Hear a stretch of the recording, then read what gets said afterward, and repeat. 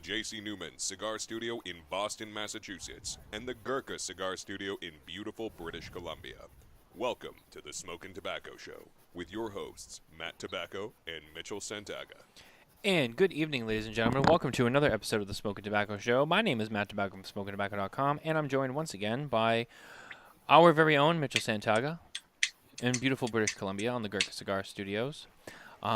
It's Wednesday night, which means it's another episode of the Smokin Tabacco Show, and we got another pairing episode for you, which we'll get to in just a minute. But first and foremost, Mitchell, how are you? You know what?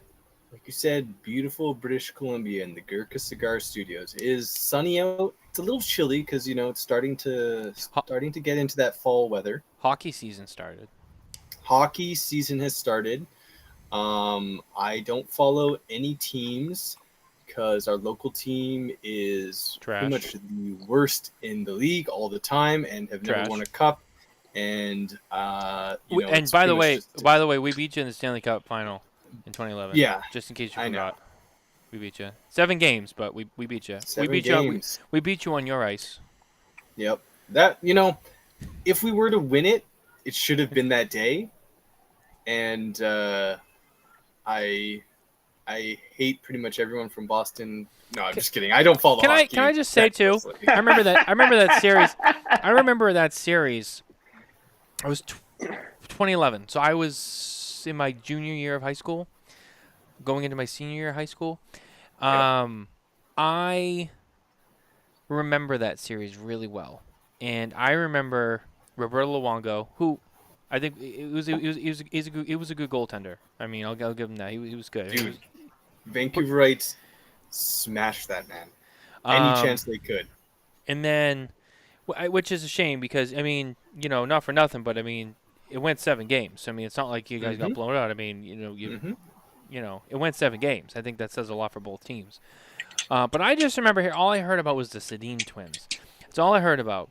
Like, the whole playoffs. It was like, the Vancouver, they got the Sedin twins, and it was just like they were supposed to be like the untouchable duo.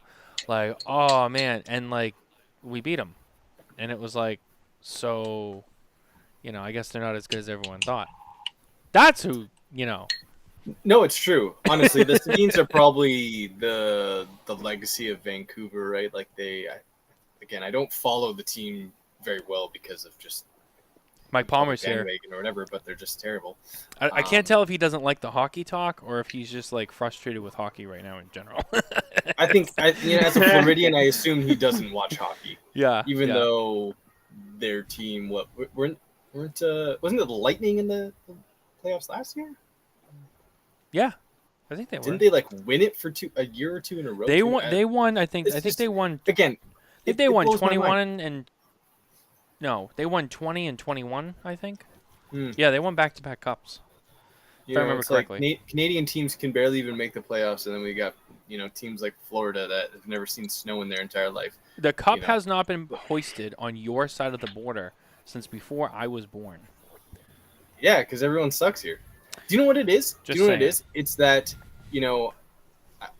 all the Canadian teams, they hire American players, and all the American teams hire Canadian players, and that's why you guys are good. We got all your players. That's exactly. It's like, we can't afford to purchase all the Canadian players, so we just... And all the Finnish players. And the Czechoslovakian players. We get all those guys, too. Yeah, you guys get some stronger international players, right? So it's just a money thing. And also, culturally here, sports is just not as strong, right? We don't have a strong sports culture. If anything, there's actually a large movement of an anti-sports culture and it being toxic in Canada. So it's very different here. Yeah, I could see that. I mean, the culture obviously very different. I mean, sports here, it's especially American football.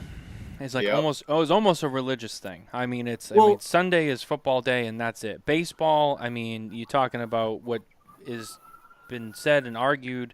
America's great pastime is a big deal. Then you got basketball, which I don't think is as popular as it was maybe 20 years ago, but it's still big. And then you got hockey, and I think hockey's still really popular here. Yep. It's still a big deal here. I mean, we have a lot more teams than you do. We also have a lot of regions of the country that are similar to Canada. They're the cold weather Yep. regions where Exactly. kids grew up playing hockey all the time. Yeah. So I mean, I think hockey is still very strong, and I think hockey's getting. I think hockey's getting even. I think it's getting stronger in the United States. Maybe I'm out of touch, but it seems to be. I feel like more people I talk to watch hockey. Like I meet more people now who I'm like, and they're like, oh man, I fucking love hockey, and I'm like, not that it's a bad thing, but I'm like, I just didn't take him as a hockey guy. I feel like you're getting more and more of it. I don't know. Maybe it's me, but whatever. It is what it is. It's that time. I grew up playing and watching lacrosse, which is the stepchild of the Canadian sport world. It's not very popular. People think it's some brutal, horrible sport, and I played field and box, and for me, lacrosse is a great game, one of the best games out there. But it's more of a college sport here. I mean, like people just don't like to watch it for some reason. It is. Having said that, let's bring Michael in. I don't want him to sit in the background for too long. Yeah, we're just leaving him out. I know. Like we got carried away with all this hockey talk. Let's bring him in. Well, listen, I'm not a hockey guy. Otherwise, that I would talk. So I know. Michael Cappellini's back on the show, doing another pairing tonight. This is we're gonna do a pairing on the show, but it's also kind of a little bit more laid back of a show. I'm not really gonna grill Mike and do an interview with him because he's already been on the show several times, and I feel like most people already know who he is. So this is more of just us kind of hanging out, having a good time, amongst audience friends. Comments, definitely one of those shows where we'll get to lots of audience comments. Those comments. If you have comments, dump them in there. Don't be shy. Even if you're hesitant, dump it in there. Let's get the comments rolling. You never know. Maybe I'll pick someone and I'll give away something. Call Nona up, get her to bring in some questions, If the comments get hot enough, maybe I'll give something away. I don't know. They got to get going. I mean, if it's like one guy, let's get this shit going. Let's get this party started. Mike, welcome back to the show. It feels like just yesterday you were here, which kind of was. It was like 2 months ago? It was right before Anastasia was born. Yeah. Yeah, like literally it does seem like yesterday, but it's really not. I mean, I was thinking about that as I was getting onto the show. I'm like, when the hell was the last show that I told the world the baby's name and I shouldn't have? I couldn't remember what the date was of that one. So, stop. He didn't do anything wrong. So for the you erased that day from your memory. It's funny. I have 2 people in the industry now who still apologize to me about something that it wasn't even like a thing. Like there's Michael for apologizing about saying the baby's name, and then you still got Coop, who he hasn't done it lately, but Coop will still be like, I'm still really sorry about that first interaction we had. And I'm like, Coop, me and you have done so much together since then that's not even a thought in my brain. And he's still like, I'm so sorry, I feel so bad. Michael, you really just have to worry about the trade show when you see Nicole face to face for the first time, and she brings it up. That's literally my fear. I was actually afraid that she was going to come down and deliver, because Matt said that he was getting his coffee ready and she was bringing it down. I was like, oh God, where is she? I got to hide when she comes. She doesn't. I don't even know if she noticed. Because I don't even know if she saw. I don't even know if she saw that episode, because at the time she was so pregnant. I think she was just sleeping all the time. And I don't even think she saw that episode. And then with everything with the baby, I don't think she's gone back. I don't even think she knows. I mean, she probably knows now. Oh, yeah. See, it's too late now. She knows, because now she's here in the comments. I will be forgiven if you make me a coffee at the booth. See, there you go. There you go. Deal. See, she's like my wife. Eyes everywhere. We think they're not there, and then boom, there they are. So that's all you gotta do. When you see her coming, be like, get that espresso machine going. Let's go. Deal. I'll give you the damn machine. So John had mentioned 2 proud fathers on the screen tonight. I think we actually have 3. Well, all 3 of us. 3 proud fathers here. All 3 of us. We got 3 dads on the show. This is a dad show. 3 dads. Only 2 of us are girl dads, though. Michael got the boy, which is not a bad thing. I have my baby boy Angela. But the girl dad thing is and again special. about this, right? So now that we have Angelo, I mean, I would imagine, God willing, we'll be able to try for a second, and we'll see what the situation is. See, now John's gonna feel bad, so now he takes away my guilt for saying that. All right, John, you're all good, buddy. It cancels out. Really, the question is who did he not think was the father? Most likely me, because I look You. like I'm 12. Yeah, that's exactly what it is. Because everybody probably knows. have the oldest kid here. Everybody. Well, the thing is too is like me and Michael post pictures of our children on social media all the time, and I don't know if you do. Yeah. No, I don't. So it's easy for people to not realize you have kids, It's and true. you look like you're 12 years old. But that's neither here nor there. I'm just saying, you said it first. I'm gonna use it. So, That's fair. I say that you look too young, and then I tell Kevin that he looks too old. So I mean, what are we gonna do? We balance each other out. I know. It's a very diverse Mitchell, team. one day you're going to take that very, very well, buddy. The fact that Matt and I are going to look like old geezers, and you're going to look like you're a nice, spry 40-year-old while I'm walking around with a cane. So, trust me, enjoy every second of it, buddy. I already take it as somewhat of a compliment. He's older than all me, good. which is the funny thing. He's older than me. How old? You're 31 now, right? Mhm. Yeah, I'll be 30 in December. He's already 31. Oh my God, I'm the oldest one on this show. How old are you? 40? 38? All right, take it easy. 40. All right. What are you, 51 here? Come on here. Take a breath. What the hell? I know. 51. No, 51's but Jesus. insulting. That's too high. I was dancing on the edge there with 38, 40. 51. That's just rude. I'm actually 34. Thank you very much, Matt. Oh, there you go. You know who's gonna be 40? Carney. Carney's gonna be 40. Is he really? Yeah, That's an February. old man right there. Yeah, February he turns 40. Yeah. I haven't seen him in a while. Once in a while, he'll pop into my comments on stuff, but I don't really see him that much. But you're Looking a good great for 40. 34. That's not bad. That's a good We're all age. looking great. Yeah, what the hell? We're here to talk about tobacco, not how I. This is Mitchell's. guess. This is Mitchell's fault because he started it. He brought it up. I It is mean, my fault. Yeah, damn he it, did. Mitchell. Yeah, he did. So. So Anyway, Michael, what do we got going on here? I got What are my we lighting up coffee. today? I got my Master Aged 3. What are we doing with it? nice. So I figured this time going around, I always do alcoholic pairings.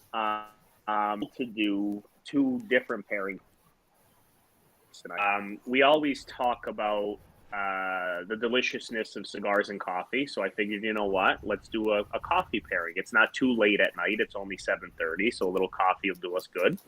And then the second one we're going to do, if time allots, we will go into a second cigar with some Halloween chocolate. I did this pairing during COVID the one year. A lot of feedback from it that it was good. So I said, you know what? Why don't we go ahead? So we're going to do a coffee. I actually have an iced coffee. The Master Aged number 3. By the way, the fact that I am drinking an iced coffee right now, my nonna and nonna are turning in their graves knowing that I'm drinking coffee with ice. They're probably not too happy with me, but I mean, that's neither here nor there. Oh, Delicious, and I've become in love with it, though. I never liked it until recently, so. I'm going to add on to that. I know somebody who drinks red wine with ice in it. Ooh. Ooh. Oh. Can anybody guess who this person is? I hope it's not Nicole. I don't.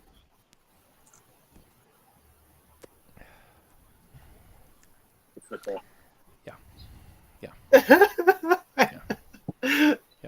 Ooh. Yeah, I know.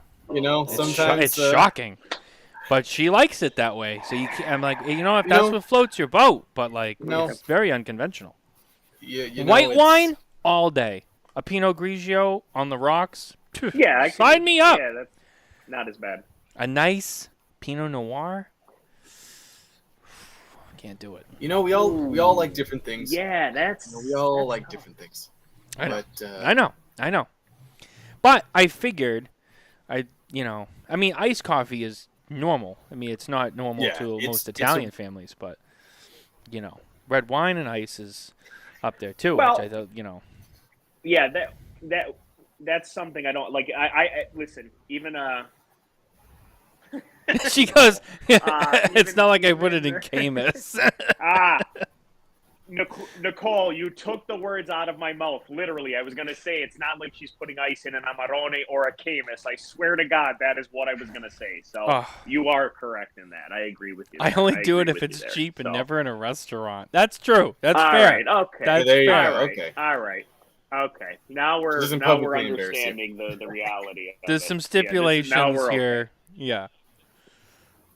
This is true. We're okay then.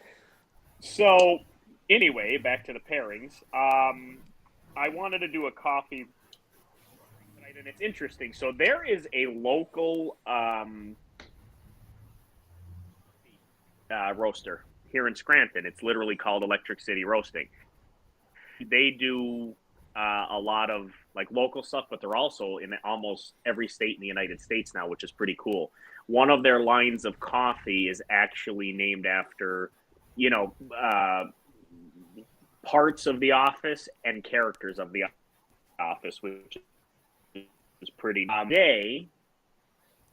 Their iced coffee, and I just put a splash of cream that I put a little bit of non-sugar caramel flavoring to it. So I really like this. It's really good. It's not sweet. It's not nice. So I just wanted to give a shout out to Electric City for giving me the opportunity to use their stuff, because I think it's amazing coffee. And as you know, every time I pair something, as long as the company's okay with me mentioning it, I always mention the company. So yeah, I mean, just like we do with all our other pairings, like a lot of people, I always say to them, they're like, oh, so I love coffee and a cigar in the morning. I'm like, yeah, do you? How do you smoke it? What do? You just sit there and take a puff and then a sip of your coffee, or do you actually like do some thought to it? Because there really is, you could go through the pairing coffee, believe it or not, hot or cold, because the essence is, especially coffee, because there's such a bitter undertone to most really good coffees, it really draws out the earthiness of the cigar itself. So that's why I thought this would be a really, really good pairing to start tonight with. Joseph Seymour, what's up, buddy? Thanks for being here.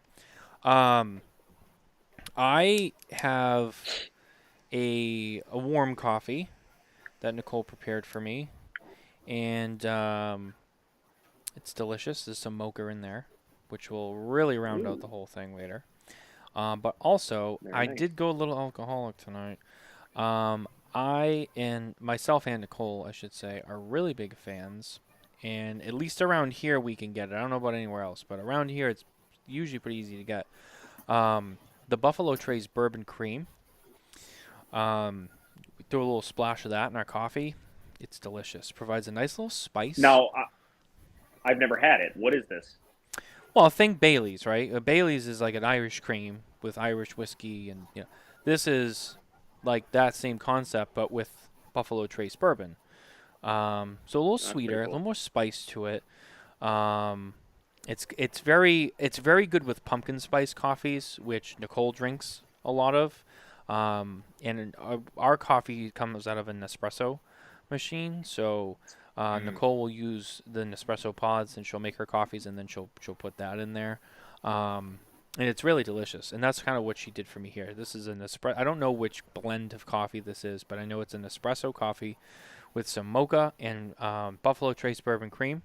So just a little bit of booze in it, not a lot, but it does provide a little bit of a sweetness, but a little bit of a spice component too, which I think is pairing really well with the tobacco, because it kind of dances with that, the natural spices and the earthiness of the tobacco. And yeah, you have a little bit of sweetness in the coffee, but you also have some of that sweetness in the spices in the cream, which put together, it just seems like the perfect marriage. They don't fight each other. They fit so well together, which I think is great. I have to look for that. I've never had it. I want to try it. Sounds really interesting. So. Yeah. Black bottle, orange top. Okay. All right, I'll look for it. Yeah, I don't really like delicious. I said, I'm not a. One of the things, and again, Nicole, sorry, we're not on the same page with this either. My wife loves everything pumpkin. Like when they started to come out with the pumpkin stuff in July this year, She's like, "Oh my God, there it is! Can't wait to drink it." I'm not a pumpkin. I don't like the pumpkin spice coffee. I don't mind it. And she also gets like 50 cream or 50 sugars in her coffee, which I don't understand how that even comes to fruition. But that's neither here nor there. I just like my coffee 99% of the time black. But like I said, I put a little bit of sweet cream in here. Well, not real sweet sugar, which was probably worse than the real sugar. So, but it does round out real nice. And the number 3, the Master Age number 3 itself is one of the newer blends of Toscano, the uber premium side of Toscano, in the really nice confection boxes that we have. And it's all American tobacco. So you would expect this cigar to be very spicy and everything. But because of the particular aging process that we do, that 360 days under specific temperature and humidification, it kind of nullifies the power of the tobacco, but complexes the. So those spices, those really earthy tones come to fruition. And right now with this coffee, it's interesting. Caramel iced coffee from Electric City Roasting into a hazelnut coffee, believe it or not. Like there's that nuttiness from the cigar that's mellowing really nice with the caramel flavor in the coffee too. So, but like I was saying, I mean, you know, you could do a coffee pairing just like you do an alcoholic pairing. So like I always say to you guys, Mitchell, do you have coffee? Yeah, so I actually went with a coffee, warm coffee from a brand called Allegro. This is a specific breakfast blend that they do. So it's a lighter roast, kind of milk chocolatey caramel citrus notes to it. At least that's how they describe it. I did it as a pour over, and so it's not too strong. I don't do cream or sugar. It's going really well with the cigar. Weird fact is I don't really actually drink coffee to like be awake. I'll drink it for pairings or as like a flavor thing, but like I'm not a daily coffee drinker. So That's true, and I didn't find that out until we were at the trade show this year. And I gather the team together in the morning, and I'm like, all right, who needs to get coffee, whatever. And Mitchell's like, I don't do coffee, and I'm like, well, I got a bunch of monsters in the room. I don't do those either.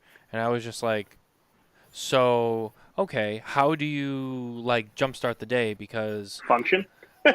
Yeah, especially like PCA. I mean, you go to bed at 2, you're up at 7. I mean, you don't sleep, so you need something. And Mitchell's like, nah, and I'm like, God bless your soul. I mean, yep. Wow, gotta give it to him. Yeah, Mitchell's tough. You know what though, Mitchell? I got to tell you, my wife isn't a big coffee drinker either, but now she's starting to be. I think it's like the post-pregnancy thing. But before she same actually was coffee drink at all, like not even in the lightest. So.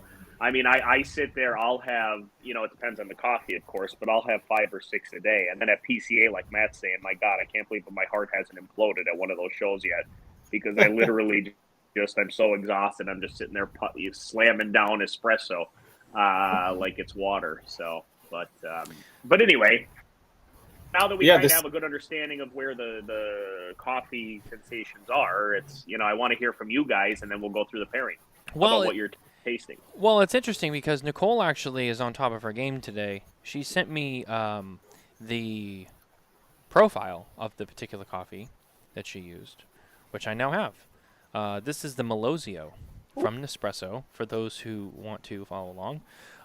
This is the Melosio. Melosio, and it's funny, I read this in the description. I read this as, it says Brazilian Bourbon Arabica beans, and I read it as Brazilian Bourbon Arabica, and I'm like, oh, that's funny. And then I look, and I'm like, no, that's not Arabica. But if you know, you know. If you know your tobaccos, Melosio is here to delight you with its honeyed sweetness and the hallmark smooth cereal note of the blend's Brazilian Bourbon Arabica beans. It's best served as coffee, 7.7. We don't need that. Notes: mild, nutty and balanced, and it's medium-bodied. That's what I have for information. How about that? Yeah. How about that? And that really will go. That really will go really well with what we're pairing tonight. The number 3 has that mellow nuttiness to it all in particular as you're drinking and smoking this one? Yeah, I'd say. Oh, go ahead. I'd say the flavor notes I'm getting off of the coffee are similar to their, like anything. There's always so much. Whenever you read or someone tells you there's a flavor there, you naturally look for it, right? So I'm definitely getting that baseline milk chocolate, a little bit of the caramel. I find it difficult to find citrus in coffee unless it's a very fruit forwardy coffee. I find like those earthier tones come through a lot easier. I'd say this even has a bit of that kind of earth to it. And then definitely the cigar has that light nuttiness. Obviously, that kind of with a bit of that smoked tobacco, it's got that natural smokiness, but it's almost like a sweet smoke. When we were talking before this, the cold draw, I was explaining the cold draw I was getting off this was like a candied smoked salmon, right? It was meaty and sweet and smoky, and it was so fresh in my memory because I was just at the grocery store and they were smoking candied salmon there, and it was like I was like, where? Like I literally just tasted this like an hour ago, and it's delicious. It's going to be interesting. It's interesting that you said that about like the sweetness from the tobacco itself, because don't forget the American side of the tobacco. There's a lot of hickory to it, and hickory produces a nice sweet molasses sensation to the tobacco. Right. So it makes sense that on the cold draw you're going to get that little bit of sweetness. So Nicole's on fire tonight. I keep laughing at all her comments. She's good. Yeah, you have to give it to Nicole. She's great. She's great in the comments. She's great on the show, but she's great in the comments. Meaty smoked salmon sounds ... interesting. That's I thought the same thing, Nicole, but honestly, the more that I think about it, and how Mitchell just described it, it's that real meatiness that is that comes to fruition. I kind of understand what he's saying. Not so much that the cigar tastes like fish. I don't. No, not at all. It actually it has no fishiness to it, but that she said she meant candied. Yeah. It doesn't have any of that fishiness to it, but that aroma that you get from candying and smoking salmon, it almost takes 100%. Away that fishiness, and you just have that like those two smoking and candied aromas. But no fishiness. But that's the thing that I get it 100%, and I knew what you were talking about initially, right? And I just always love to hear. So like obviously my job is to do this, right? My job is to tell you what you should be tasting, what you should be sensing. But I always love to hear from other people who are skilled in pairings, and you two do a lot of cigar smoking, you do a lot of bourbon drinking, you do a lot of wine drinking, and I mean that as a compliment, not to bust on you. Oh no. Oh yeah, we do. So that's my point. So like it's not like you guys don't know what the hell you're talking about. So to sit there and listen to the notes that you're getting is always interesting to me too. And I'll be honest, I've had conversations with people. You know how you were saying put questions in the comments, I hope everybody does.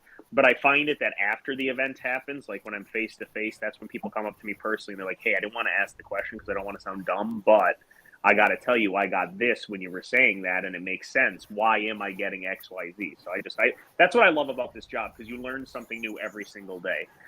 And I also just looked over at my side of the screen, and I never realized how much I talk with my hands. I guess that's definitely a stereotype that I'll embrace as an Italian. Literally, I'm like literally everything that I'm doing it now, and I don't even mean to do it. So, You're like Ricky Bobby. It's like, all right. I feel really good. I don't know what to do with my hands. You can put them down. Oh, okay. The tobaccos are really nice the way they marry. It's in your genes. It's in your blood. It flows in your blood. It is. Yeah. It literally is. How many glasses of wine I've spilled at a table, not because I was drunk, but because I was talking with my hands and I just hit the glass. So. Well, maybe it may be end because you were drunk too. You know what I wanted to say? Well, Which was funny, speaking of drinking, one of the last couple of times you were on the show, you brought the same cocktail multiple times, and it's a cocktail that I've actually grown to know and love, and I even ordered at bars now. And a lot of times they look at me like, "Oh, okay," like they haven't heard of it, but it sounds interesting, and they make it, and it's always flawless. And that's the Godfather cocktail. That is my shit. I'm telling you, man, that is delicious. It pairs well with a lot of stuff. Isn't it a great drink? But even if I'm just out for dinner, like me and Nicole went out to a really nice dinner, and we were at a nice steakhouse, and I was like, "Can I get a Di Serono and Makers like on the rocks?" And they're like, "Yeah," and I was like, "Okay, cool," and it was fucking awesome. I think I had 2 of them. It was delicious. I keep a couple bottles of Di Serono in the house now just to mix with my bourbon, just on the fly. It's delicious, and I'm telling you, it's good stuff. And when we first had that partnership with Di Serono, and if my boss Luciano watches this, he'll go ahead and make fun of me all weekend now, saying that I should work for Di Serono rather than Toscano. But realistically, as we were getting this partnership rolling, that was one of the first drinks that I learned how to make from Di Serono, because I joined their cocktail party. Okay. Yeah. So they had like a virtual cocktail bartender thing, and I went to it, and I learned so many different ways to make drinks with Di Serono that you wouldn't even think about. So anyway, the Godfather's the number one. All right, let's actually do the pairing so we can actually get to it. So again, just like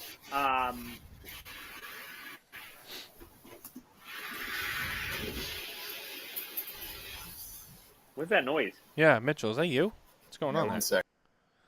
All right, Mitchell has been muted, and hopefully that sound I has thought gone it was away. I thought it was a toilet flushing, actually. I'm an amateur lip reader. It looks like he called out to his mom, so I thought so too. I think he's gonna get that taken care of, and he's awkwardly laughing in the silence now because he's muted. Because I assume that sound is still going on. Yeah, it's good. Yeah. I just like to give him shit. She was just spraying her dog that she just got back from a walk on.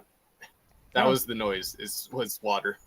Okay. So flushing of the toilet was quite close. Lovely. Yeah, very close. All right, Michael, let's do this pairing because I'm gonna run out of coffee because this is so good. I know. So just like with the other pairings, you want to take a sip of the coffee and let it sit on the palate. Again, the caramel comes to fruition, a little bit of the sweetness. Oh, so Puff good. of the cigar.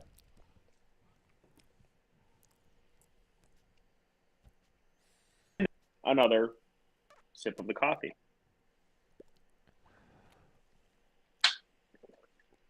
Now, again, it changes the profile completely. We're not all going to have the same thing because we're all drinking different coffees. But for me, it actually nullified the little bit of sweetness that I have in the coffee and brought forward that hazelnut flavor that I talked about, which I find really interesting. And I think that's just the nuttiness of the cigar mixing with the caramel, So, and then you could do the opposite to understand the tobacco, so we understand the drink a little bit. Now let's go ahead and take a puff of the cigar.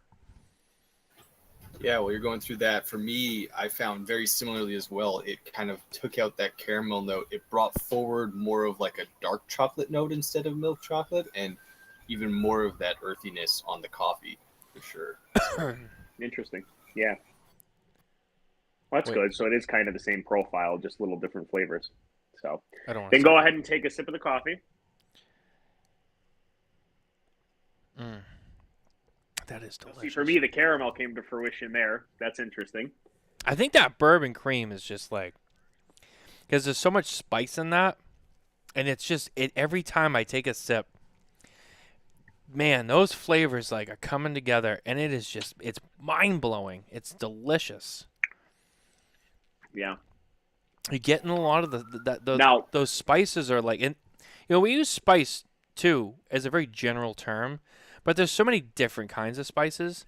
But these are just like on par. Like they're the same spice. It's on par. It's just, I'm really digging this.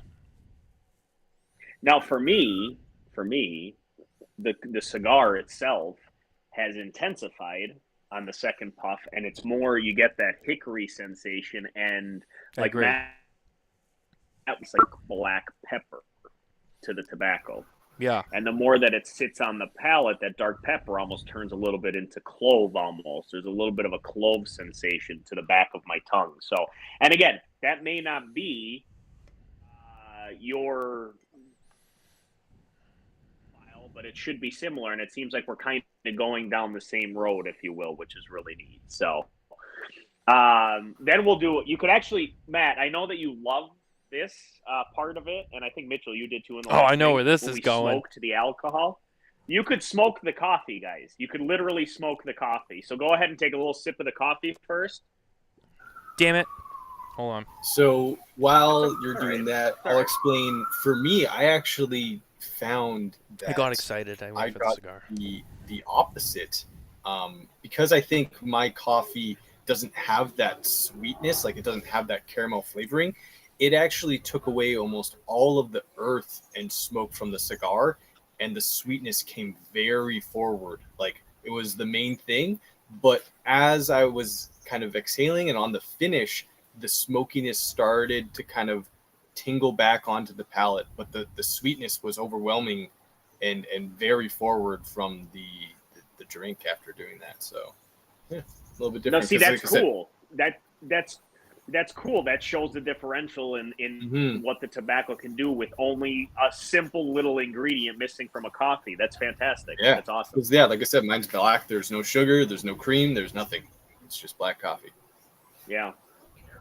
Yeah, All right, you're the let's- real man of this group, just FYI. I wish to God that because honestly, like I told you, I usually drink my coffee black, but I needed a little bit of a little lighter tonight. So, all right, let's take a sip of the coffee again.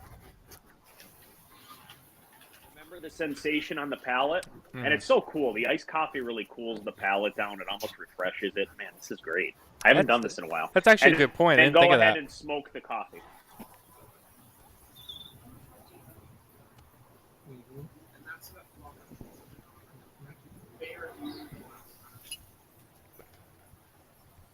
I obviously used a clear glass for theatrics. I do not Drink have is a clear cool glass. this time of the year because it looks like a cauldron. So go ahead and spin that a little bit. Where's my camera? I never do that right. There we go. And then before the smoke dissipates, have another sip.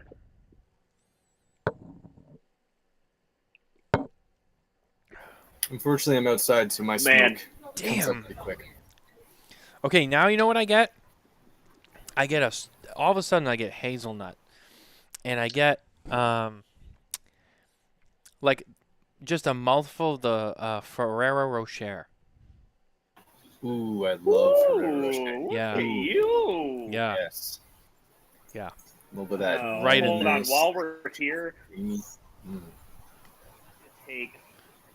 take a slow-mo picture of this coffee smoking because it's sick. Hold on. And I already have my chocolate here with me, and I want to have a bit of it with this Master Aged. That's actually a good For idea. I me- should bust mine out. For me, I went with a 72% dark chocolate here. This is like a small batch company called Askinosi, and it is a single origin Mababu Tanzanian chocolate. Do they have flavor notes? Oh on my here? God. But yeah, this is super good chocolate. Again, I don't really eat chocolate often. Like I'm not like a candy bar guy or just like a general Halloween candy. I often don't eat dark chocolate as well unless I'm doing a pairing.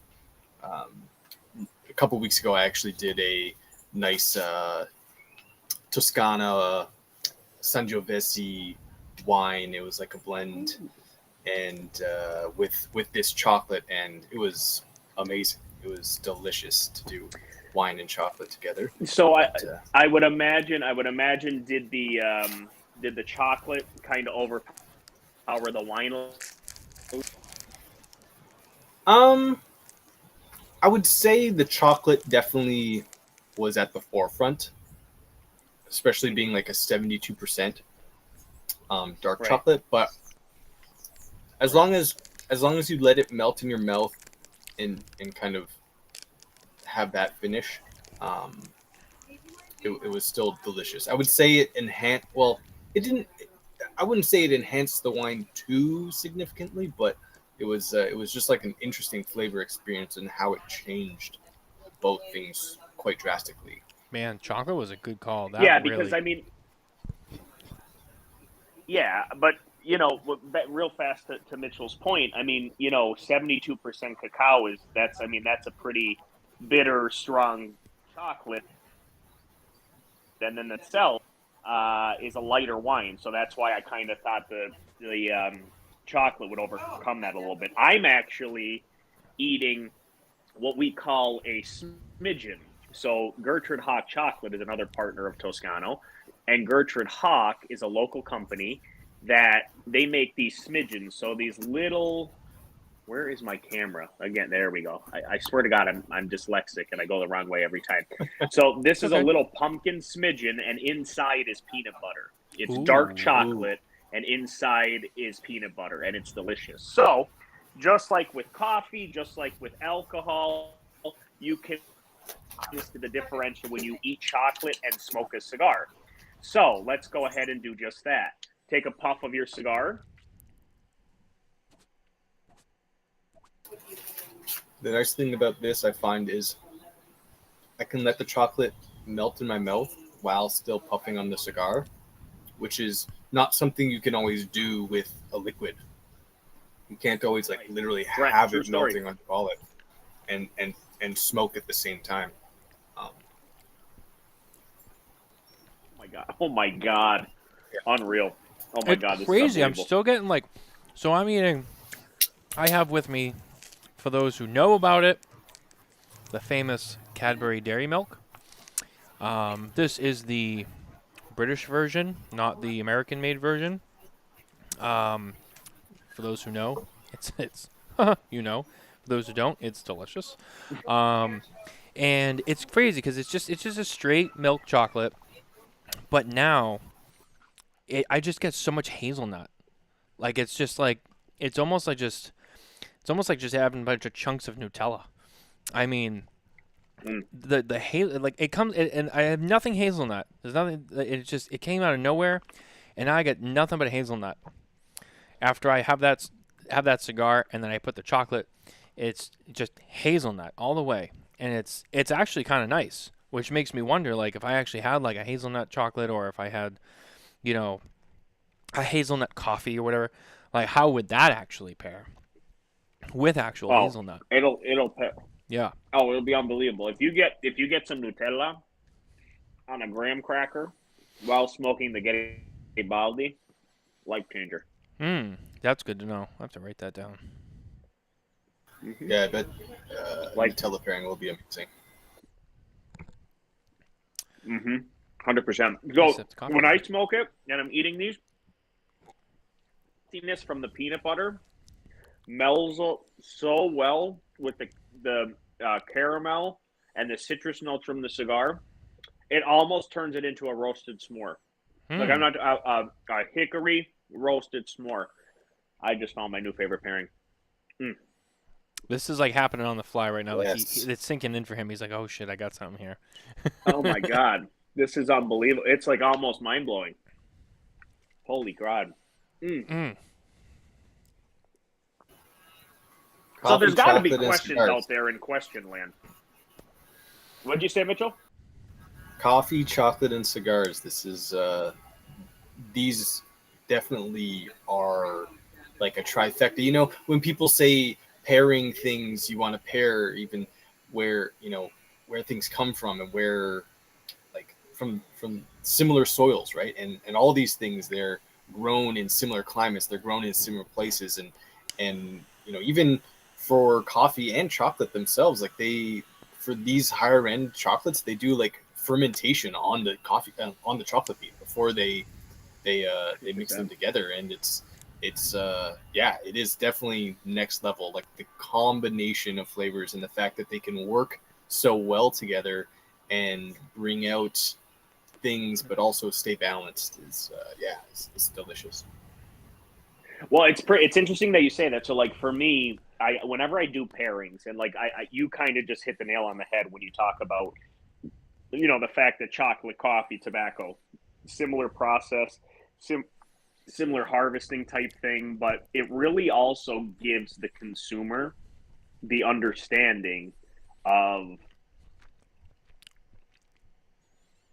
what we take advantage of every day. Like, a lot of people just pick up a cup of coffee and they drink it because they need caffeine, but what they don't think about is the process that goes behind making your favorite cup of coffee. Same thing with anything that we consume, and tobacco itself, in particular, because I work for Toscano. I know firsthand. I've seen it.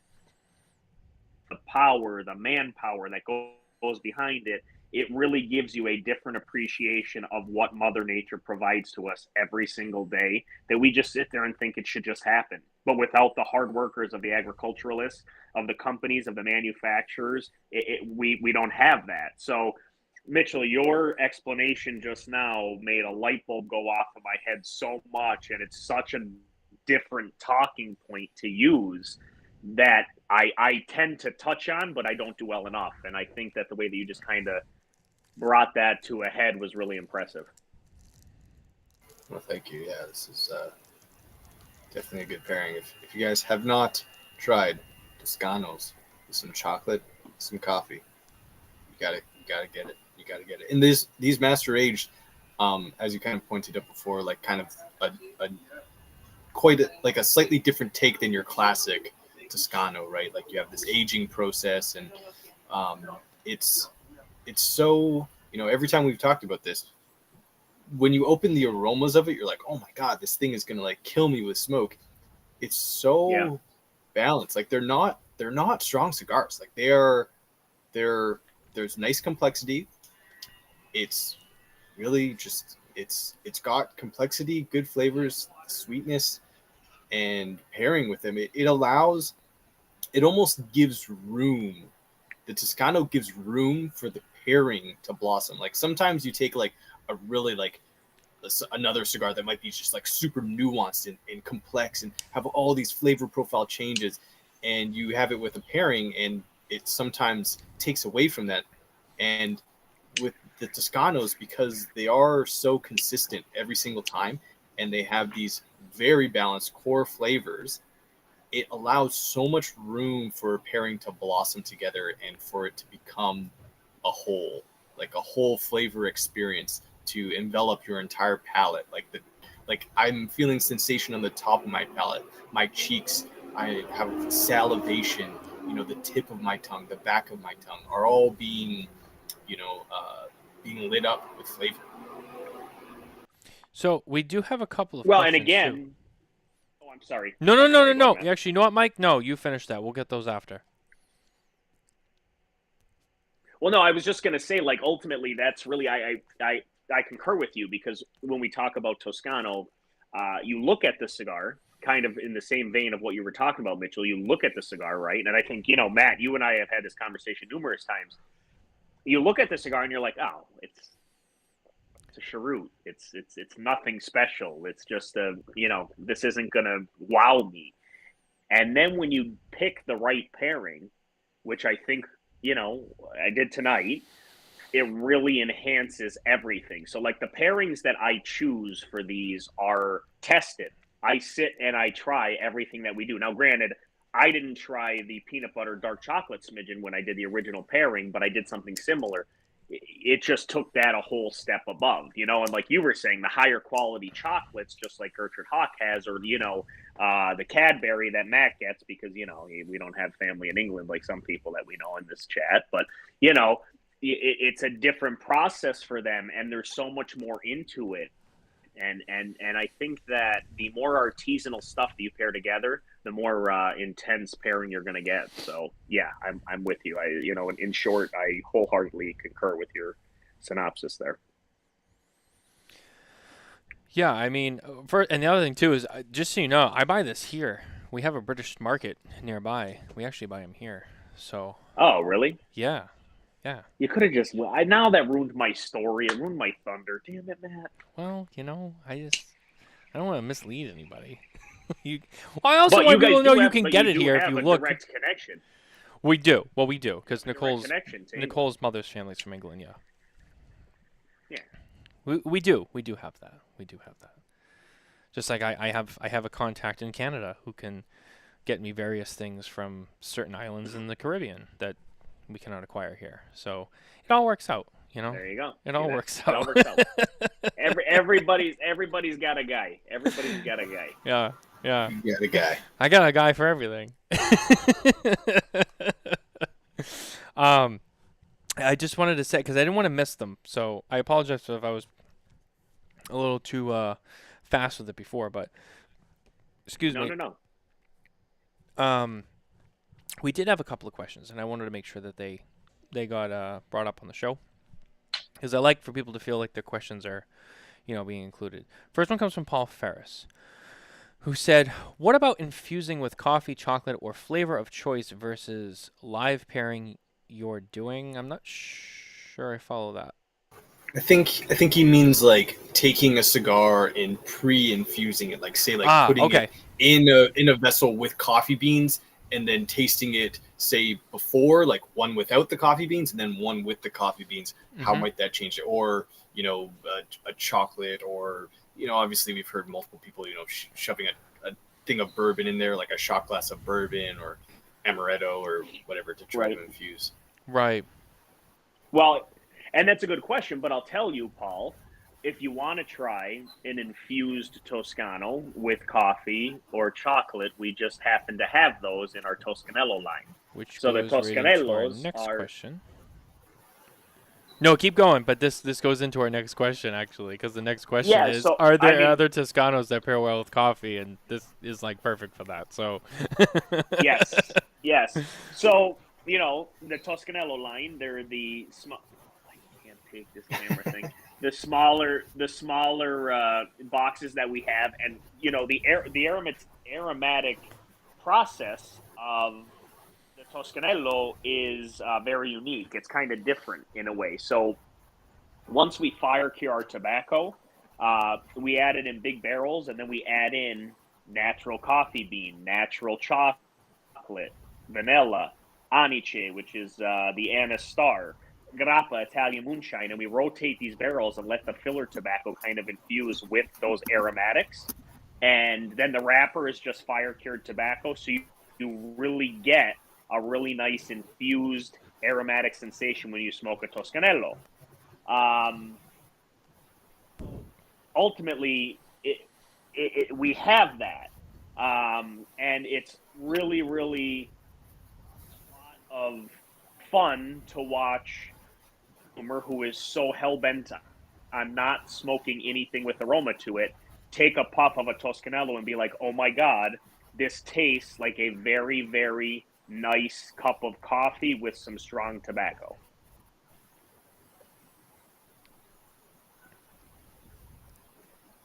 Yeah.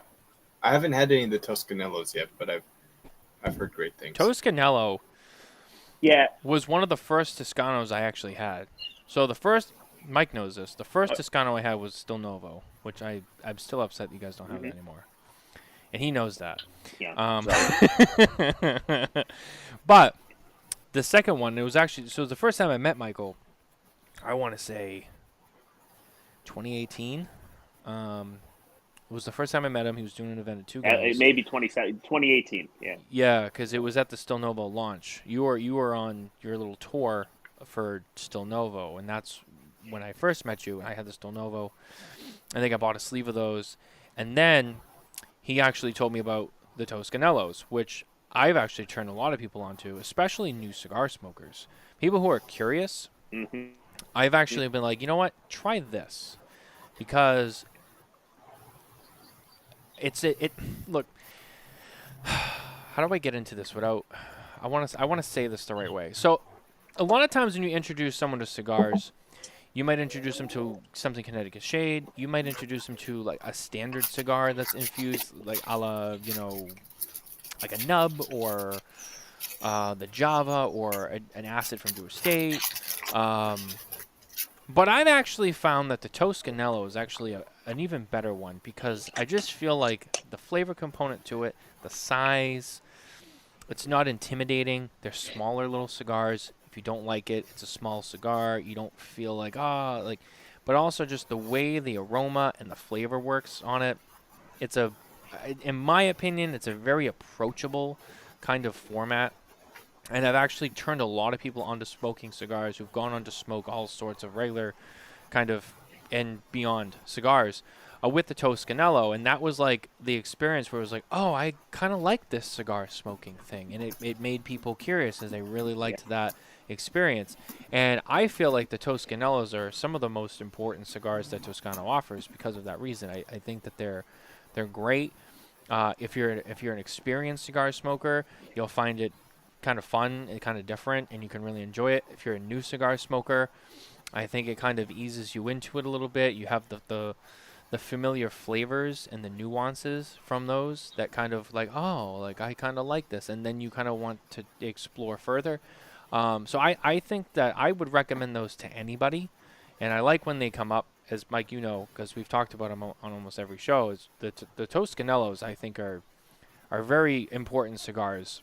I think everyone should try, but especially if you're massively important. And if you're going to be checking out Toscano cigars, you want to order some. If it's your first time, you want to try them. Order some Garibaldi. Order some of the Master Aged. But please do yourself a favor. Order a couple different flavors of Toscanellos. Even if you think like the flavor, just do it. They're not very expensive, and you just might like it. I'm telling you right now. I haven't really met anyone who didn't like them, or found them to be like it's too much, like it's kind of gross. No, it's subtle, but it's there and it's nice.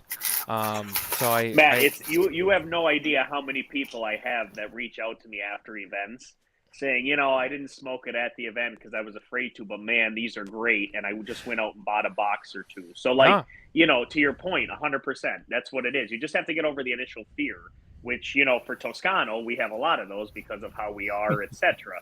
But, at the end of the day, once you overcome that fear, it's all we're very popular with pipe smokers, too, because especially the Toscanellos for the aromatic, the pipe smokers love our tobacco.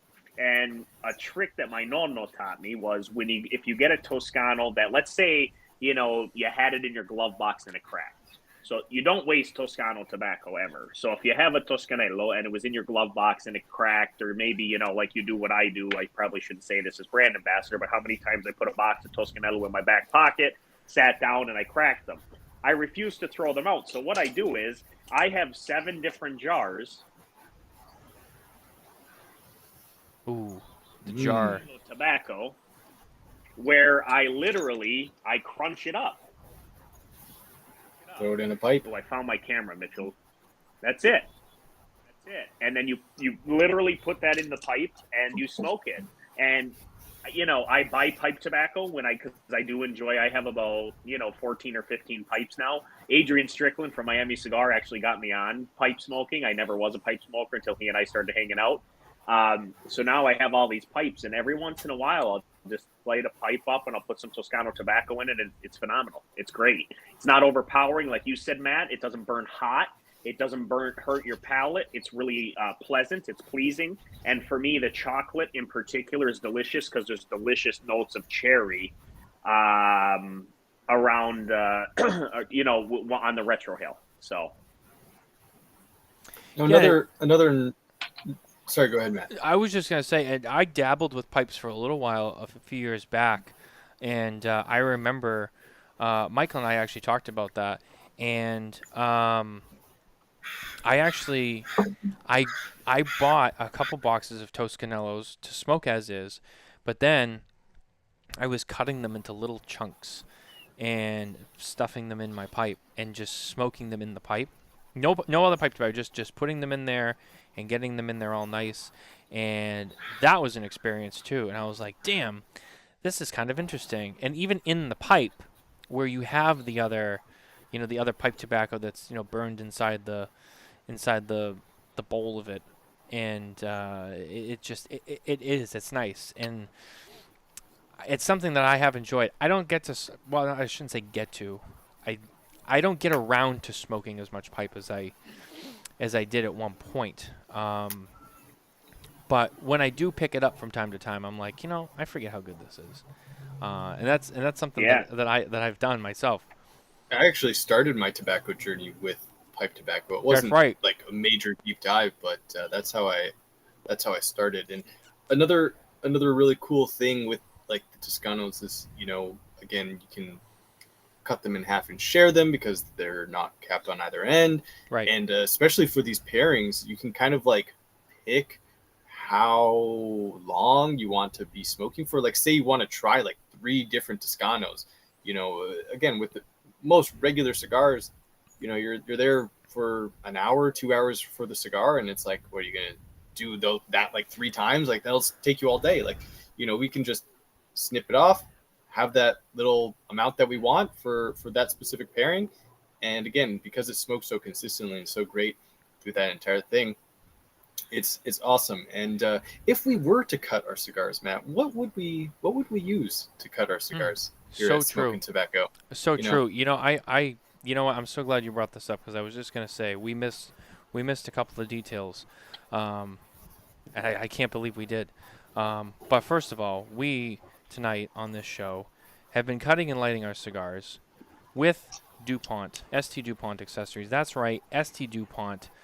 I'm using the Duffy Extreme in the new petrol blue finish that just came out. This is a beautiful lighter, very well made, twin jet lighter. And I know it's a little difficult to see. It feels great in the hand. Pinpoint accuracy. You have that giant fuel window on the side. It's a little tough to see on camera, but in person, I'll tell you, the whole side of the lighter is one big fuel window. You can see how much fuel you have in there. And then, of course, my ST Dupont cutter. This is the sharpest cutter I've ever owned. This will cut through anything. Fantastic. And they stand the test of time. Nothing but the best here at Smokin Tabacco. With ST Dupont, be exceptional.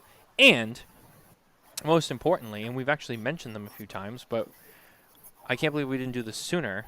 If you are interested in Toscano cigars, there's one place you can get them that is fantastic, that I'm pretty sure carries all of them, and that is the number2guyscigars.com. You have to head over to the number2guyscigars.com today. You'll find all of the Toscano cigars. Order yourself a nice little assortment. Build yourself a little assortment pack. Order it. That's right, the number2guyscigars.com. The best place to go. While you're at it, pick up some other cigars and some cigar accessories only at the number2guyscigars.com. They carry the Toscanellos for sure. They do. They do. At it right now. They carry everything. They carry they carry all 22 blends of Toscano. There you go. Come on, the guy who owns Two Guys, his last name is Garofalo. You think he don't carry all the Toscanos? Come on. Yeah. So yeah. From the Toscano soundstage. Come on. You got a guy. You actually know 2 guys. I know a lot of guys, but I know 2 guys, and those 2 guys are great. They'll get you your stuff. Yeah.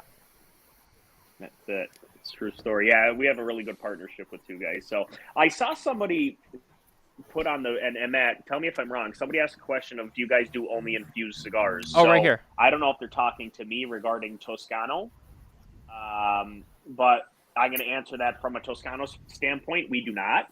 We have 22 different blends of Toscano, 6 of which actually are aromatically infused cigars. The rest are just fire-cured tobacco with different blends of our Italian and our American tobacco. So that was a great question. And I think it's something that a lot of people who don't know about Toscano ask, because they, like Matt said, Toscanello and the aromatic side is a side of Toscano that a lot of people go to initially. But it's funny, we only have 6 aromatic SKUs. We don't have any, the rest of them are fire-cured tobacco with the mix of the Italian and the American tobaccos that we use. Yeah, I mean, I think it's the way you guys have the Toscanellos, and then you have all the other stuff. I mean, it's such a diverse portfolio, and I think it's more diverse than people realize too. For those who haven't really gotten down and spent the time to really know Toscano's, the brand, and really try everything. I mean, there's a lot of different flavors in just Toscano that would keep you busy for so long. If you were trying to do pairings, if you were, just trying to find what you like, just smoking by itself or whatever it is. I mean, there's a lot there. And again, Two Guys Cigars. That's where you got to go. Go buy them there. They're fantastic. Someone had mentioned, I'll have to check my shop. Check your local brick and mortar, but if they don't have it, that's where you got to go. Yep. I wanted to bring up, we have to do the news also as well. So let's do our news before we wrap up the show. And our news is once again brought to you by Micallef Cigars. That's right, featuring the Micallef Black, rated 91 at SmokinTabacco.com. Micallef Black, it's a blackout. This week, speaking of black, HVC has announced yet again its Black Friday 2023 edition, which will be, this year will be the thickest version of the cigar. Every year in the fall, just in time for the unofficial kickoff day to the holiday season, HVC, now for the 10th year in a row, releases their Black Friday limited edition. The cigar has been presented in different vitolas each year. This year, the cigar sees its thickest yet, a 4.5 by 56 Petite Gordo. This cigar will begin shipping end of the month, roughly beginning like first week, end of October, first week of November, roughly, according to our friends over at HVC, just in time for that holiday season. This will be limited to 600 boxes of 50. So these will come in boxes of 50, almost like a cabinet size. 600 boxes, and the MSRP on this cigar is $9.80 each. Again, in a 50 count box. These cigars are fantastic. I mean, the Black Friday has been one of those cigars that I do look forward to every year. Every single one that I've had, including the Firecracker edition that they did a few years back with United. I had a few of those left. I don't know if I still do, but those were great. Real powerful. Black Friday? The Black Friday Firecracker. That was a powerful firecracker, too. You sent me one, actually. I haven't smoked it, and I'm going. It's still in my humidor, but I'm definitely excited to try that for sure. It's a good one. And also, keep your eyes peeled. We've got an HVC review coming out soon in the next week or so. The 10th anniversary, 54. And, I think Rainier is doing great things, known for using their the Aganorsa tobacco, and was being made out of Aganorsa for so long. And what was it, 2 years ago or a year ago, he opened his own factory, and I think it's doing great for him. Yeah. I think, he's got his own factory now. He's growing. He's doing great. And the blending, it's another one of those brands, like I said, 10 years, and people are finally kind of giving them some recognition. But Rainier also maybe one of the best voices in the industry. Maybe. So yeah, check those out. Those also will be available at the number 2 guyscigars.com. I know I have another piece of chocolate here. I'm gonna just plop this in. I cut and lit the other half of that Master Aged 3. Man, delicious. Nice. So creamy. My coffee is just about gone, and it's cold now. It's a good pairing. I think I'm gonna have to run with these a little bit more often too. So. Oh yeah, I think so. Honestly, all your pairings have been great. Like all the ones we've done over the years. Yep. They have been great. Having said that, I think this might be the best one we've ever done. Yeah, I think so too. Well, it's different too, right? It's a different kind of pairing. It's not your ordinary pairing. So these are things that we're kind of, talking about, doing more often. So I just saw Bruce Stark too saying, that he leaves it in his glove box. David Garofalo leaves them in his glove box because they don't need humidification. And that is true. The majority of Toscano cigars do not need humidification, which is a great asset of the cigar. You're dealing with premium Ligero and Viso tobacco that doesn't need to be humidified because of the fire. But just as the last thing that I'll say, because I know that we're short on time, the one thing that I will kind of warn the consumer about is with the Master Age, we do recommend. It's not required, but it's recommended to leave the Master Age in a humidor simply because they resistant to humidification throughout the entire 360-day aging process. So that variation, if there's less humidification, if it gets really low, you run the risk of the wrapper cracking because you're dealing with an uber premium wrapper that is very oil and requires a little bit more humidification. Again, it's not required, but it's recommended because I don't want you guys to buy these, love them when you first smoke, but then have them out for, a year and say, well, shit, I didn't smoke as well because it looks like the wrapper was cracked. That's because as it continues to dry and age and ferment, because Toscano continues to ferment in the cellophane, it'll tighten up and it could potentially crack the wrapper. I always keep mine in just a quick Ziploc bag, a little humidity pack in there.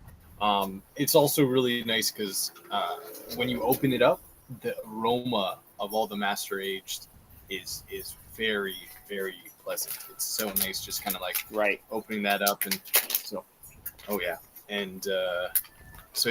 that's what I like to do. And the same thing, I keep kind of like a little extra thing of Toscanos just in my bag, lying around. But then for these guys, I just throw them in a little Ziploc bag with a small little pack, and they've been good for months.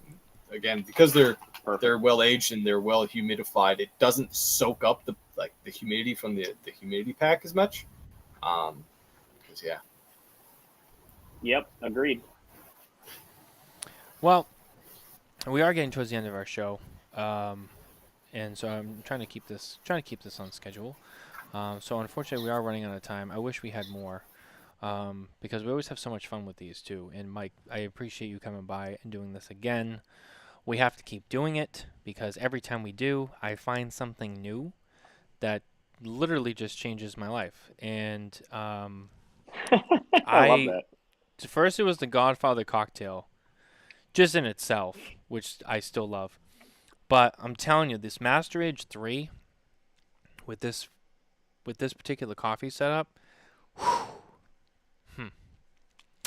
this is a new like top favorite for me. I mean, this could be a regular, especially in the morning, because I mean I mostly drink coffee in the morning.